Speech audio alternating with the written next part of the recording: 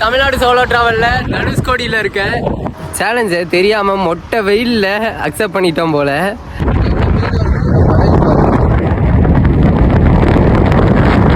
பக்கத்துலயே இருக்கு. இவ்வளோ படகு இருக்கு ப்ரோ.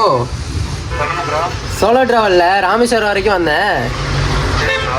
சுத்தி பார்த்து முடிச்சிட்டேன் ராமேஸ்வரத்துல. பாம்பன் பாலம் தாண்டி இருக்கேன். ஏதாவது வேற ஏதாவது இடம் இருக்கா சுத்தி பாக்குறதுக்கு? பஸ்லயா எதுல வந்தீங்க? போகும்போது ட்ரெயின்ல போனேன், இப்ப பஸ்ல வந்தேன்.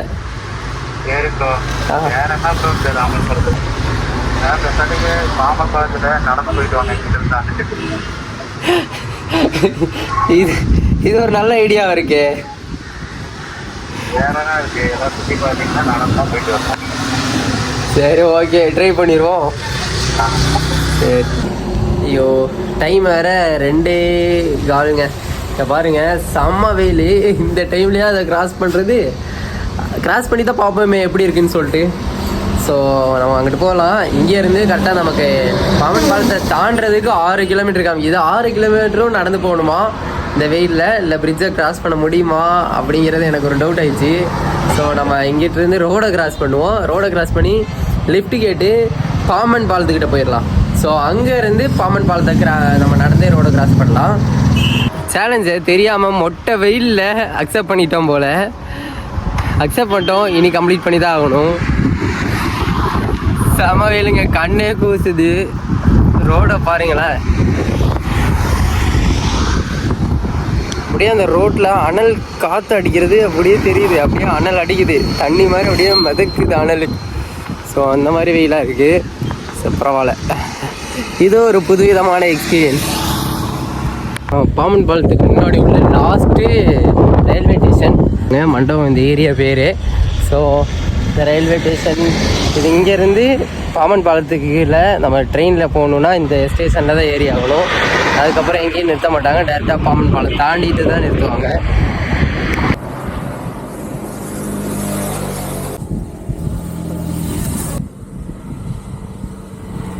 நம்ம 2 பேர்த்துக்கிட்ட லிஃப்ட் கேட்டோம், கிடைக்கல. நம்ம பஸ்ஸில் ஏறி போகலாம் தான். பட் பஸ்ஸு வந்து அந்த பாம்பன் பாலத்துக்கு முன்னாடியே அங்கே நிறுத்துவாங்களான்னு தெரில. ஸோ நம்ம நடந்து போக வேண்டிய நிலமை. ஸோ லிஃப்ட் கேட்டு போகலான்னு நினச்சேன் பாம்பன் பாலம் வரைக்கும். ஏன்னா இங்கேருந்து கிட்டத்தட்ட 2 கிலோமீட்டர் இருக்கும்னு நினைக்கிறேன். ஏன்னா அவ்வளோ தூரம் நடந்து போயிட்டு அங்கிட்டும் பிரிட்ஜை கிராஸ் பண்ணுறதுக்கே 2.5 கிலோமீட்டர் நடக்கணும். அதுக்கப்புறம் அங்கிட்டு எவ்வளோ தூரத்தில் கிடைக்குதுன்னு தெரியல. ஸோ அதான் சரி பார்ப்போம், முடிக்கலாம். இங்கேருந்தே கடல்லாம் தெரிய தொடங்கிச்சு. இங்கே பாருங்க, இங்கே கப்பல்லாம் நிறுத்திருக்காங்க. கப்பலில் போட்டு தெரியுதா? பாலத்துக்கு போகிறதுக்கு முன்னாடி பக்கத்துலேயே கடல் உங்களுக்கு காமிக்கிற தூரத்தில் தெரிஞ்சிச்சு. ஸோ கடலை பார்த்துட்டு போகலாம். செம்ம காற்றுங்க, ரொம்ப ஃபோர்ஸாக அடிக்குது காற்று. ஆனால் சூப்பராக இருக்குது. இங்கே பாருங்க எவ்வளோ சூப்பராக இருக்குது வியூ. இந்த பாறையிலலாம் வந்து இந்த அலை வந்து அடிக்குது. ஓகே, இங்கே என் பக்கத்தில் வந்து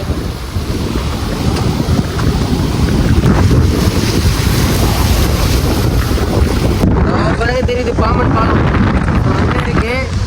அதுக்கு முன்னாடி பிரிட்ஜ், அது என்ன இடம்னு தெரியல. அது வந்து தனுஷ்கோடின்னு நினைக்கிறேன். பட் ஸ்ட்ரெயிட்டாக போகுது. நாய்கிட்ட மட்டும் நம்ம கொஞ்சம் தள்ளியே நிற்கணும். ஏன்னா எனக்கும் நாய்க்கும் ஆகாது. ஆல்ரெடி 3வது டைம் கடி வாங்கியிருக்கேன். இன்னும் லாஸ்ட் ஊசி கூட போட்டு முடிக்கல. அதான் 3 டோஸ் போட்டிருக்கேன். போயிடலாம், இங்கே நிற்க வேணாம்.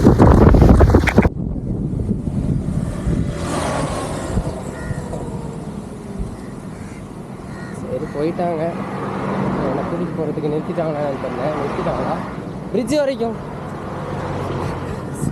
சூப்பருங்க, நிறுத்திட்டாங்க. கேட்டுப்பாங்க.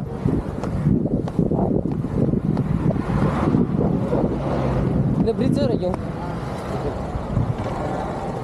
Thank you bro. நான் வந்து ஆன்சர்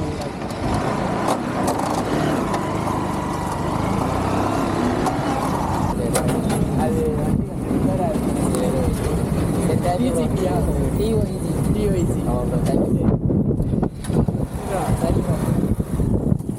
எத்தனை பேர் லிஃப்ட் கேட்டு ஒருத்தர் தாயா கொடுத்துருக்காரு.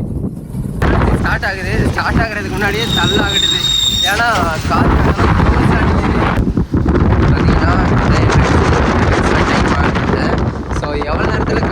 அப்படின்னு சொல்லிட்டு தரலாம். வேற லெவலில் இந்த சைடு அந்த புது பிரிட்ஜு போட்டிருக்காங்க. அந்த பிரிட்ஜும் அந்த ரயில் ட்ராக்கும் தனுஷ்கோடியோட பாமன் பாலத்தை பாருங்க.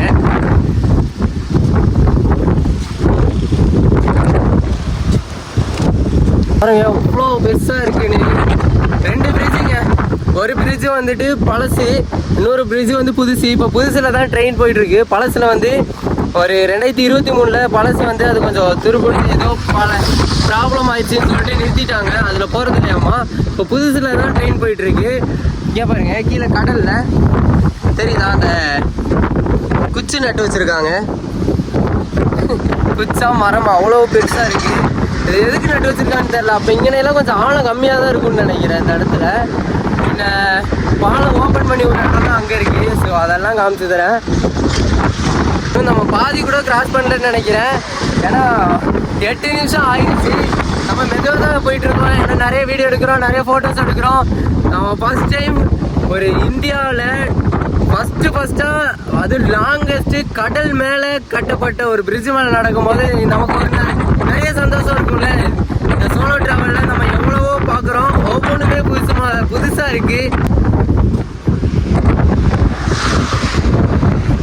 பக்கத்தில் ஃபோனை கொண்டு போகவே பயமாக இருக்குது. கீழே விழுந்தால் எடுக்கவும் முடியாது, ஒரேடியாக போயிடும். நம்ம லைஃபே அப்புறம் சேஞ்ச் ஆயிரும். ஏன்னா நம்ம இந்த ஒரு மொபைல் நம்பி தான் நம்ம யூடியூப் சேனல் ரன் பண்ணிகிட்ருக்கோம். கேமரா இருக்குது, பட் எடிட் பண்ண ஃபோன் இல்லையே. இந்த ஃபோனில் 4K சப்போர்ட் ஆகாது. வச்சுருக்க எல்லா பொருளுமே ரொம்ப டிமாண்டானதுங்க. ஐஃபோனும் பின்ன இந்த கேமரா, இதுக்கான லென்ஸு, நம்ம பைக்கு எதுவுமே அதிகமாக யூஸ் பண்ணாத ஒரு பொருட்கள். ஸோ நம்ம இதெல்லாம் வந்து ரொம்ப கேர்ஃபுல்லாக பார்த்துக்கணும். நான் அப்படி தான் ஒவ்வொன்றையும் பார்த்துட்ருக்கேன். அப்பயும் சில டைமில் நிறையா மிஸ் ஆயிடுது. நிறையா நானே தெரியாமல் அங்கிட்டு வச்சு தொலைச்சிடுறேன். ஒரு டைம் உடஞ்சிருது. அதனால் எல்லாத்தையுமே ரொம்ப கேர்ஃபுல்லாக பார்த்துக்கணும். ஆப்போசிட்டில் ஃபுல்லாக போட்டாக இருக்குங்க. அதை பார்க்கலாம். தெரியுதா உங்களுக்கு அந்த போட்டா? தனுஷ்கோடியை 360 ஆங்கிளில் பார்ப்போமா?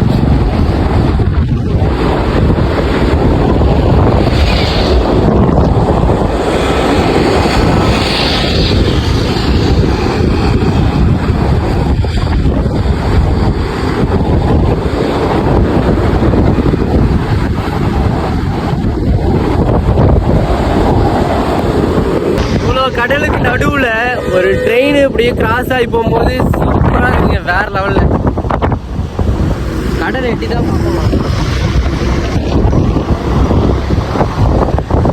பார்க்க ரொம்ப பயமாகவே இருக்கு. இன்னும் ஒரு ஃபோட்டோ எடுத்தேன். காற்று தள்ள சரியான பயமாக இருக்குங்க. ஏன்னா அந்த கடலை பார்த்துட்டு இங்கிட்டு ஃபோட்டோ எடுக்கும் போது பயத்தை கொடுத்துருச்சு. தனியா வேற நிக்கிறோம். அப்படி இந்த பாலை இடிச்சு கீழே விளையாட்டுனா என்ன ஆகுது, அந்த மாதிரிலாம் யோசனை போச்சு. தனியா போகும்போது நிறைய அனுபவம் தான். அதெல்லாம் வந்து பயமா இருந்தாலும் அதெல்லாம் ஒரு ஜாலி தாங்க.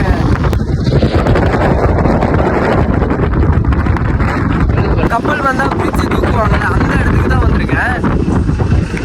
கப்பல் வந்துச்சுன்னா இந்த பிரிட்ஜை வந்து தூக்கப்படும். இந்த சென்டரில் இந்த இடத்துல தூக்கி கொடுப்பாங்க.